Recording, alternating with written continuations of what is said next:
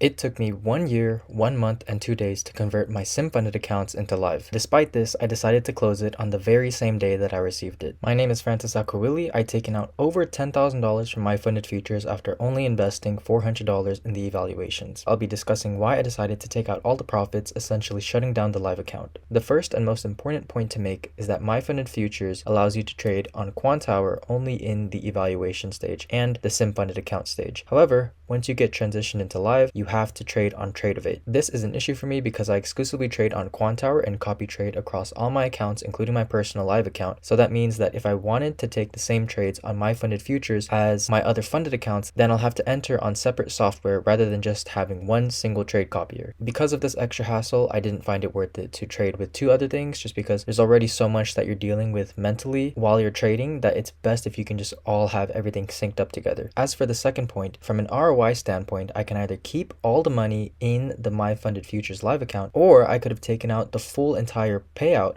and instead just reinvested that all into more evaluations. Because I already saw the potential of turning $400 into $10,000 with prop firms, I decided that from a return standpoint, it's a lot better to just take out all the money right away and reinvest it into new accounts in other prop firms instead. As for my third point, with trading, there is always going to be risks. So even if you take a payout and are able to recoup the losses from your evaluations, the profits that you store on the live account could be seized in the event that the prop firm ends up shutting down. And because of this uncertainty, I found it a lot better to just keep it in my own account instead. In the past, there were a few issues with prop firms not being able to pay out and locking up funds once they did shut down. So even if I built my live account into, let's just say for example, 6 figures, if my funded futures in the future were to shut down, I wouldn't know what would happen to those profits. The fourth and final point is that I don't keep all of my trading funds in my brokerage account. I can see why having a live account in a prop firm is really useful. For example, if you tend to go on losing streaks and then blowing up the full account,